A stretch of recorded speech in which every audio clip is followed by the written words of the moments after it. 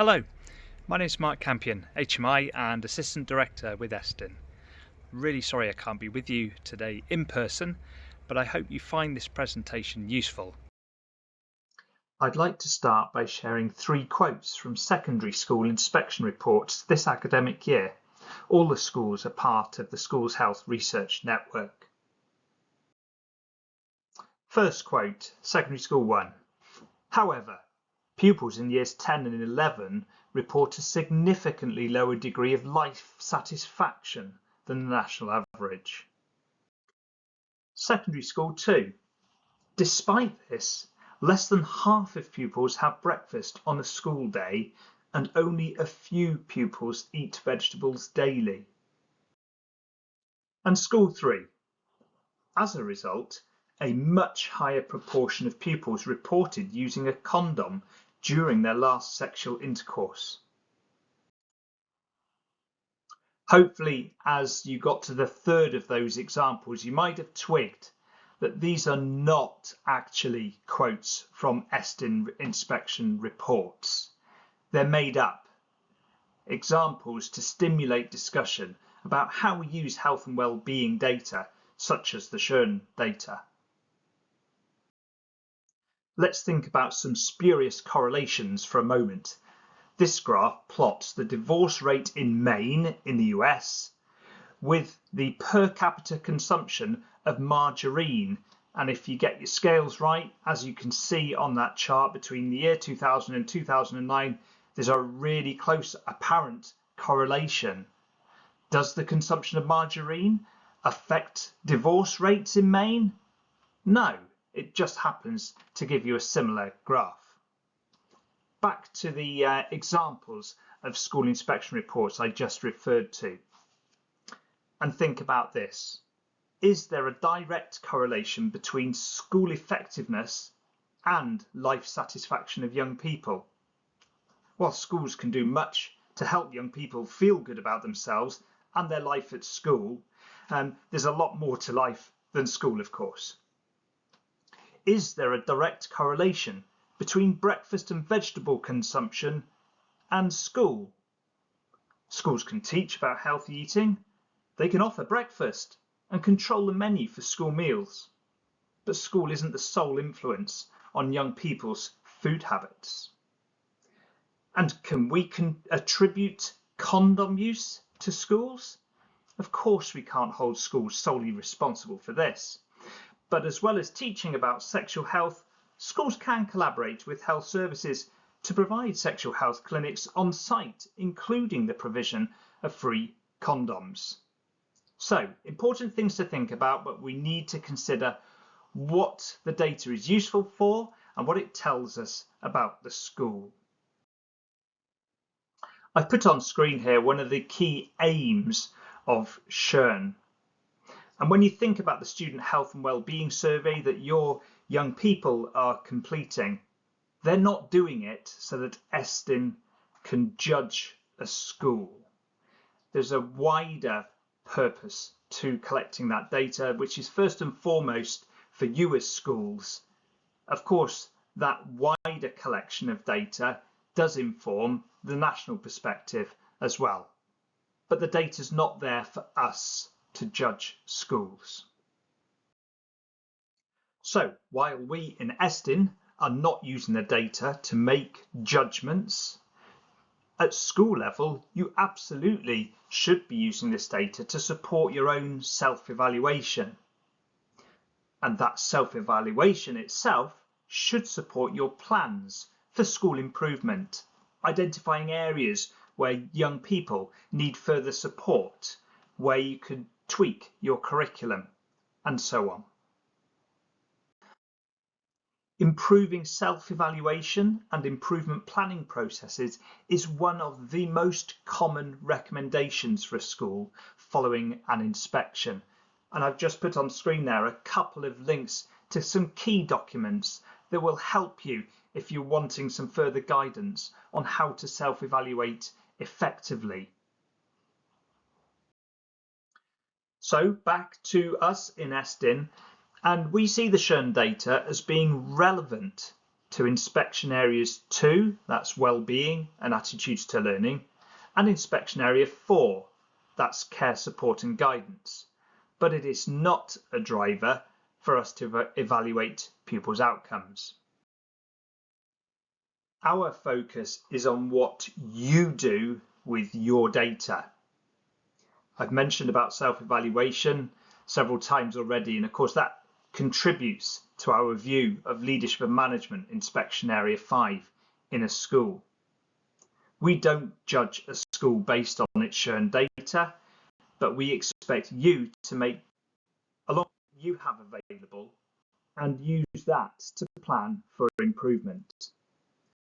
When we inspect a school, we consider the wide range of data available about individual pupils and groups of pupils, and consider this along with our observations of teaching and learning and of life around the school, and information from discussions with a range of staff and governors, and importantly, listening to the learners themselves. I'm going to share a range of findings, real examples this time, from our inspections of secondary schools this year that will hopefully help you consider some of the important messages we're picking up and reporting about health and well-being. We collect our own data on school inspections. Over 25,000 young people have filled in our pre-inspections so far this year, and they show that large proportions of pupils feel safe at school. But of course we do meet pupils who have concerns about bullying or harassment or unfair treatment. This sometimes relates to a protected characteristic, gender being the most common, followed by sexual orientation, and then ethnic background or having an additional learning need. When we look at matters like toilets, which can be a particular concern, it's important that pupils do feel genuinely involved in the process of change in a school. Sometimes it's only those who are part of a pupil group, such as a school council, that feel properly involved in those sorts of discussions. But it's important that all pupils are part of changes like that are really going to affect them. It helps a sense of ownership by them all being involved, and you could apply that equally to changes to uniform or behaviour policy, activities, school clubs and so on. We've noted an increase in some pupil-led groups this year, particularly LGBTQ+ groups and other groups that celebrate diversity and promote inclusion. That's great to see. There's a quote there from a report about the LGBTQ+ club, provides vital support and gives learners a voice in terms of their sexuality. But overall, out of the 25,000 or so pupils that have filled in our questionnaires this year, almost half of them disagree that staff ask them what they think about the school. We're concerned about attendance, and I'm sure you are too. It's particularly low for pupils from low-income households. And yet we're often finding there's good support in place. The quote from one report here: the school has an extensive range of tailored provision to meet the needs of pupils who are struggling with their emotional well-being and mental health. And improving attendance has become a recommendation in a lot of secondary school inspections this year, in spite of some strong work to support pupils' emotional health and well-being. I don't have time to go into the attendance issue in detail, and I think there are various factors at play at home, school, community, local authority and national level. But from a health and well-being perspective, it's important to support the pupil and not drag pupils into school kicking and screaming or quietly self-harming just to get a statistic up. While we often note positive work in the curriculum to promote healthy eating and drinking, the provision in the canteen or around the school doesn't always reinforce the message given in the classroom, and this is a governing body statutory responsibility. We're required by law to report on it in our reports, and this year Around about half of secondary schools, we've criticised the governing body for not fulfilling their statutory responsibility well enough. There's a couple of reasons for this. It might be related to obvious breaches, for example, clubs where staff bring sweets, chocolate, sugary drinks and so on, or things like the quote on screen, where many pupils feel that lunch break is too short to eat food, to socialise and pursue their own interests. The second issue relates to the canteen itself, and of course if a school chooses to opt out of its local authority catering service and make its own arrangements, then it's down to the governors to ensure that the menus of the canteen meet the nutritional regulations. It's not our job to check the nutritional content of what is being served, but we will ask the governors and check that they have ensured that those menus comply. I'm now going to look at some comments in reports this year about PSE, as we're increasingly concerned about the quality of provision for PSE, or health and well-being if you have already started delivering curriculum for Wales. This first example, however, the PSE programme across the school has not been planned strategically enough to raise pupils' awareness of their well-being, mental health and emotional needs in full. Another example, however, PSE is not planned cohesively and strategically enough to ensure comprehensive, consistent and progressive provision for pupils in all years, particularly the school's older pupils. And the final quote on PSE, the PSE programme for pupils in Key Stage 3 is generally relevant and responsive to pupils' needs, with a sensitive focus on issues such as healthy relationships. However, there is limited provision for relevant and topical PSE for older pupils. Such has been the concern about PSE in some secondary schools that we've even been giving recommendations in our reports on it this year. A couple of examples on screen there. Strengthen the provision for personal and social education and ensure that all pupils have access to the full breadth of provision, particularly the provision for PSE in Key Stage 4.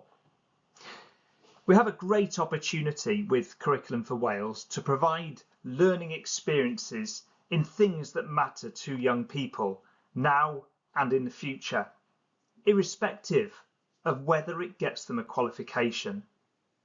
Please consider very carefully how your curriculum takes account of young people's development, the issues they face, and the life skills they'll need after school. And pay particular attention to how regularly you provide learning opportunities for pupils in years 10 and 11 without it being tokenistic days off timetable once a term, for example. So as we come towards the end of this presentation, I just want to return to that theme of the importance of self-evaluation and improvement planning. It is a very common recommendation for schools in Wales, not just secondary schools. Schools are data rich. You have a lot of information about pupils, including their health and well-being. It's critical to analyse this data, this information you have carefully. It's critical to use that analysis to support a bias-free, objective self-evaluation, and to use this self-evaluation to plan for improvement. And when you plan for improvement, be clear at the outset about how you will measure the impact of your actions.